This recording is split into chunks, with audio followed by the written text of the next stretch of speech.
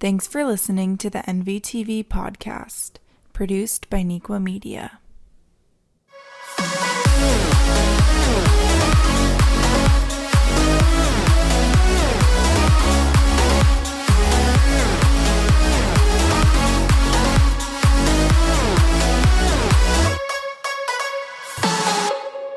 Welcome to this week's episode of the NVTV Podcast. I'm Ariana Hussein. On today's show, we will be discussing stress and how to prevent and cope with it.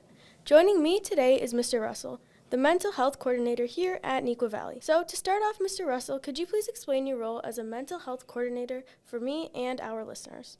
Yes, thank you. So my role primarily is to support our students who are hospitalized for varying different kind of social, emotional, mental health related issues. So hospitalizations meaning kind of intensive treatments where they're out of school for an extended period of time in places such as Linden Oaks. I work with the student families as well as the hospital staff to kind of coordinate everything while they're out in terms of academics. And then I work intensely with that student upon return, kind of making sure we're transitioning back to the school environment successfully, getting back up to kind of speed with different academics in all the classes, and just being kind of a more individualized support for that student.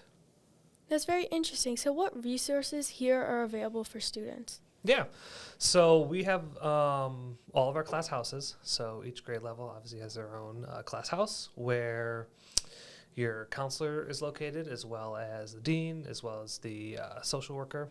And that's kind of the go-to primary place for any support that is needed.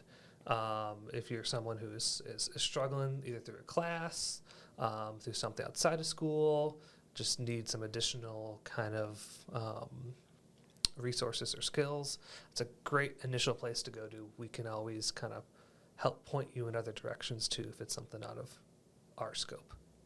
So how can students manage their stress? Yeah, so kind of, you said it right there. The key thing with stress is how to manage it. All of us experience stress. There's no way around that. One thing that I like to recommend or like to see how kids are doing is how are you, let's say, managing your time? Because obviously we're focused on school.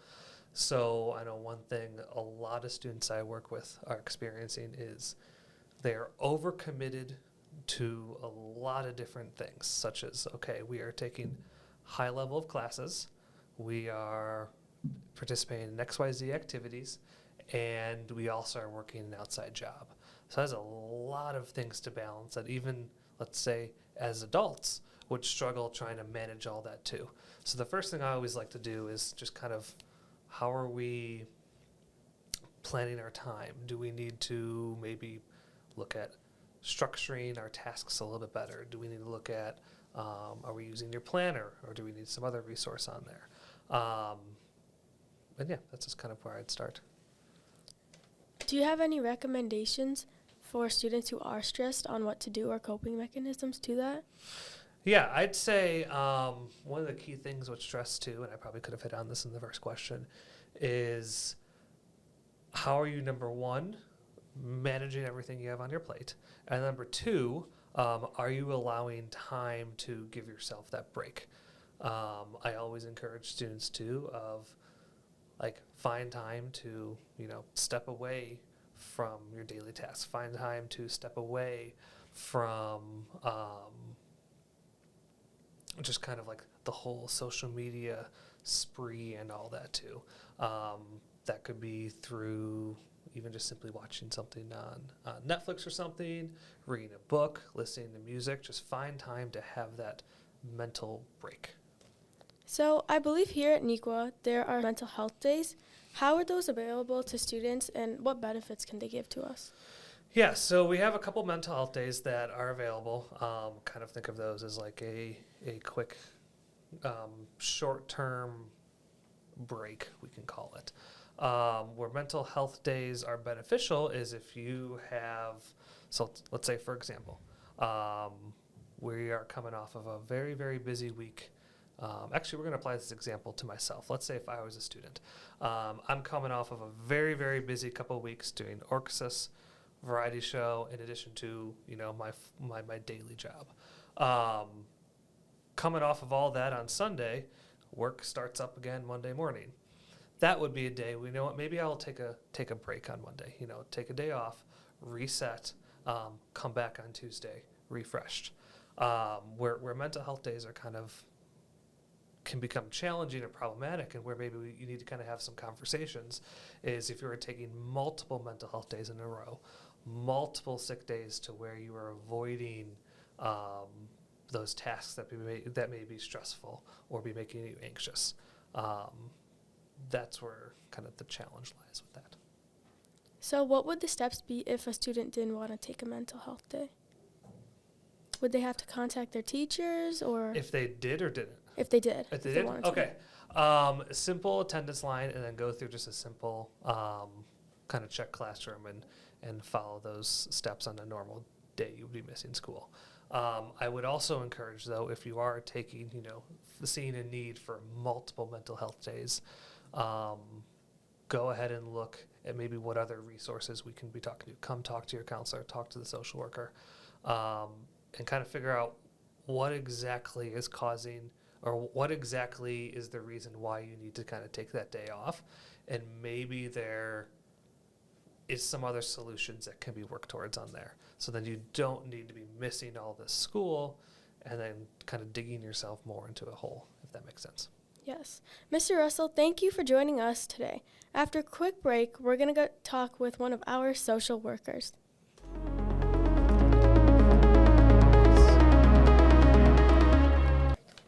Welcome back. Today we're talking about stress. Joining me now is one of Neuqua Valley's social workers, Miss Packer. Miss Packer, thank you for joining me today. So first, could you please begin by giving us some information on your job as a social worker? Sure. Thanks for having me. I appreciate it. Actually, Neuqua Valley has 4 social workers here, which is fantastic, one for every grade level. And as a social worker, really, we're here to support students. That's our job, is to help students learn new skills in different areas, to help support them through whatever struggles they might be going through emotionally, socially, personally. It's great. I've been here 25 years, and I love working with students because they just bring a lot of energy and positive change to our environment here. So specifically, what support do you guys give? So students can see us really for any reason. It could be maybe they're just venting and having a bad day. Maybe they're having some relationship issues, family issues, more significant mental health issues, depression, anxiety, eating disorders, substance use, alcohol. It really runs the gamut of depending on what's going on with the student. And so we provide a private, non-judgmental space for students to talk and to get some support, maybe learn some strategies or skills. Sometimes they need more intensive treatment, so we might be referring them to an outside agency for counseling, or even a more intensive treatment option like a day program, hospital day program, or even inpatient hospitalization, depending on the nature of their needs. That's interesting. So how can students reach out? Do you have an office or an email? Yeah, it's really super easy. There's a social worker in every class house, right where the counselors are and the dean. You can just stop in the class house if we're busy, which typically we are. We're very busy. You can leave a note with the secretary. And it helps us to know in the note, like, do you need to see me, like, urgently today? Is it sometime in the next couple days, in the next week? Helps us prioritize because we do have other obligations in the building, other meetings that we have to attend, obviously other students on our caseload that we need to see. Sometimes students will email us. Maybe they've had a rough night and they're wanting to see us the next day. Sometimes their parents might call, a teacher could refer. Like, there's just a lot of different ways students could come and see us. We've all had lots of students bring in their friends, be like, oh, she needs to talk to you, he needs to talk to you. So we're open to any way, and I think we're pretty accessible. Yeah. So why do you think students here at Neuqua Valley deal with stress? Well, everybody deals with stress, right? It's part of life. Not all stress is bad. I think that's important for us to recognize. Stress can help motivate us to meet a deadline or to do something better, differently.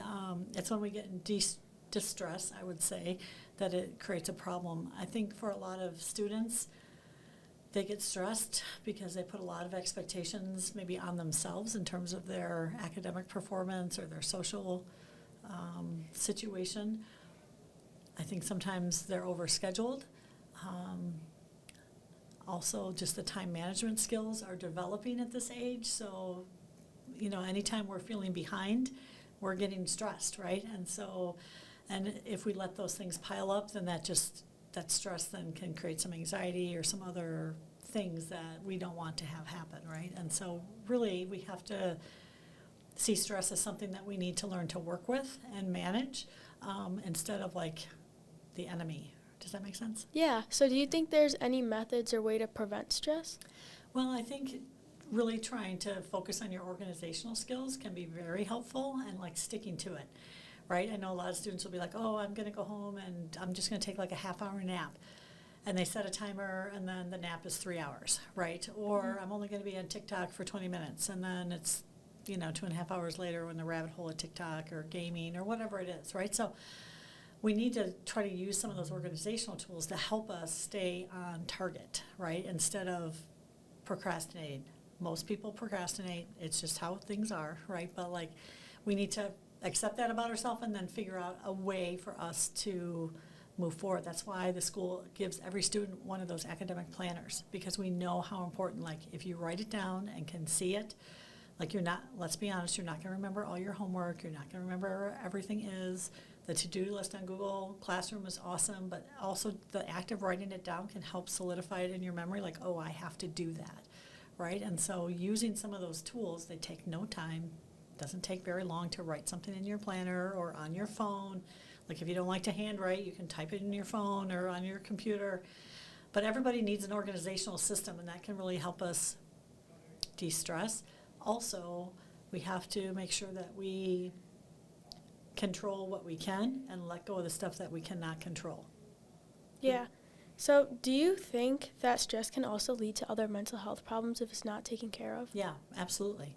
If we let anything linger too long, right, then it just starts to create other behaviors then that might, I kind of mentioned this, the anxiety, like if we're stressed, we didn't do an assignment, maybe we don't feel like we want to go to school the next day because we got to catch up on work, and then we've got the work from that day and the one assignment you didn't do or the 2 assignments you didn't do, and now it's 2 days later and you're still behind. Like, these things can perpetuate, and so then maybe we're avoiding coming to school or going to a certain class. Well, that creates anxiety, right? Because now it's like, okay, I don't know what's going on. Is my teacher mad at me?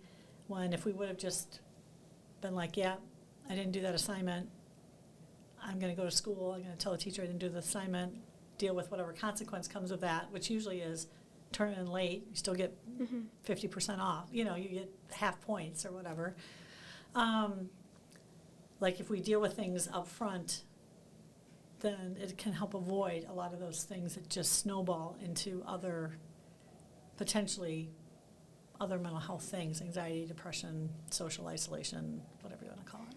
Yeah, for sure. So I believe here at NEQA, therapy support is available. What does that look like, and how can students sign up for that?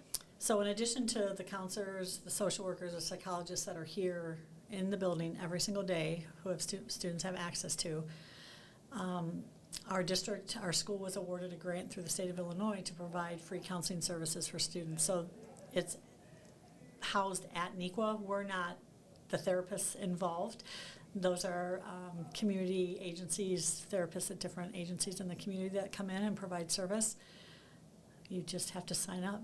It's a very, very simple process, and it's awesome. So many families and students have taken advantage of it and have really seen some benefit from doing it. You can go to the neqastudent.org, look under wellness. You should be able to find it. If you can't, go to the class house, and your counselor or social worker can help you figure that out. But it's an awesome resource. We've just had it available this year. We've helped hundreds and hundreds and hundreds of people. It's fantastic. That's amazing.